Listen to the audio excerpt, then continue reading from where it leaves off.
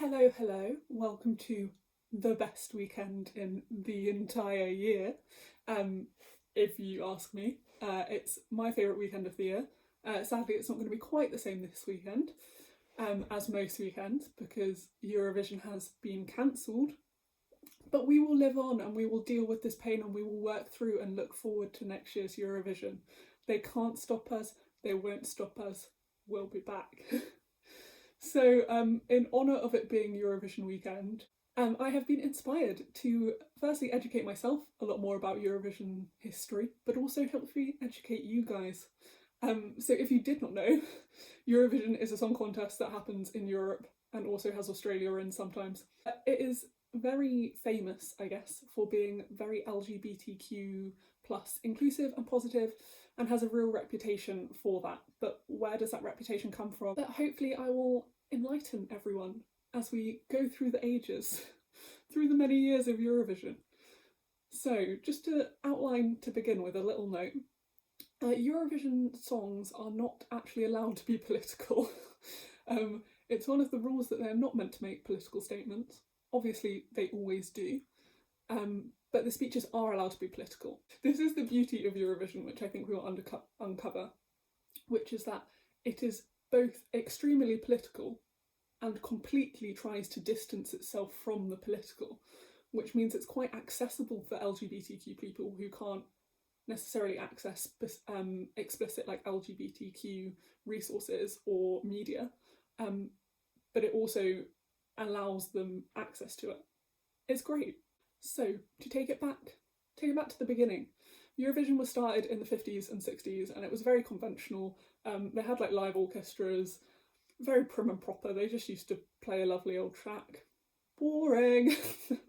In the 70s is when disco and other sort of more alternative forms of music and eccentric styles of performance were introduced into Eurovision. And this is when it became a kind of haven.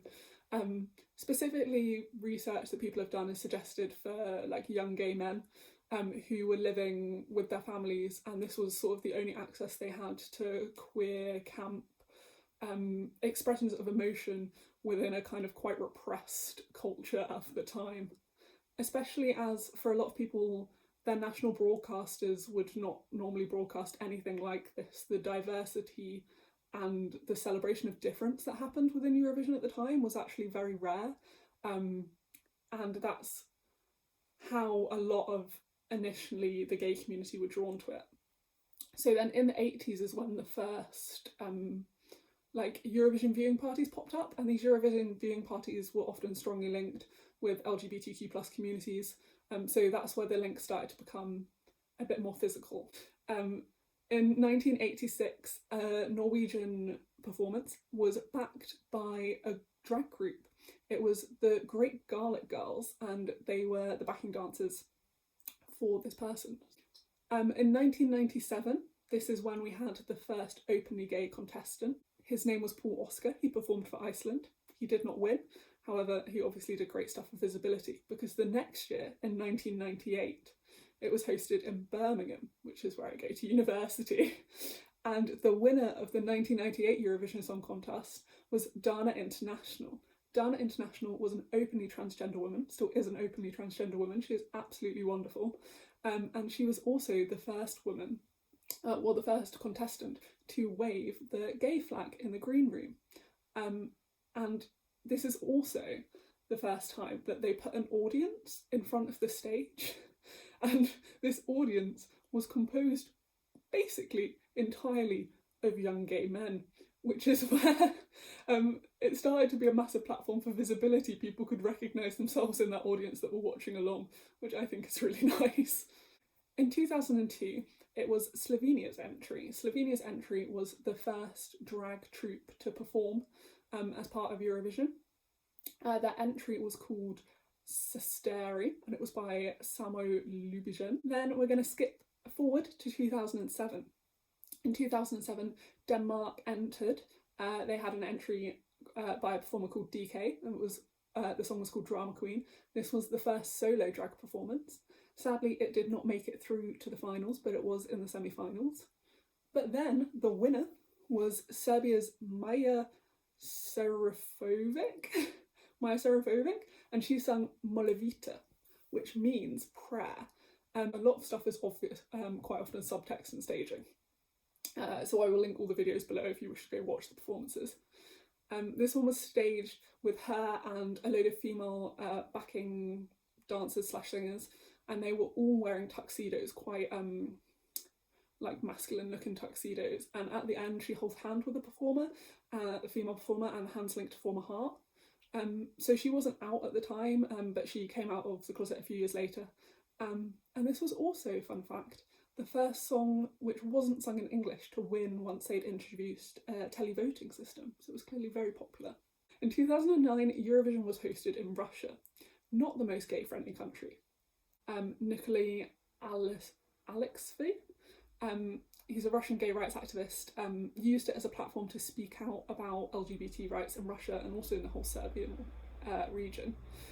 So they rearranged Moscow Gay Pride to be on the 16th of May, so it coincided with the finals of the competition. They utilised Eurovision to promote gay rights in their country. In 2011, our babe Dana International returned.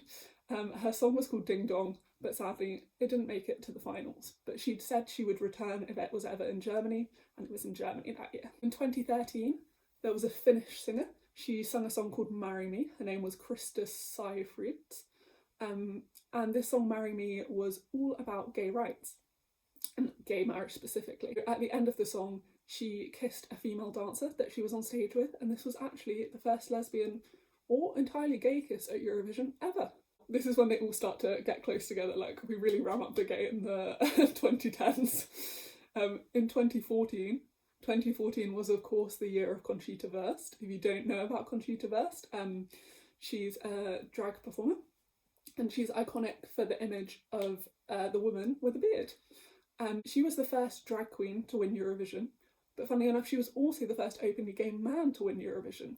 And Conchita is a real icon of Eurovision LGBtQ.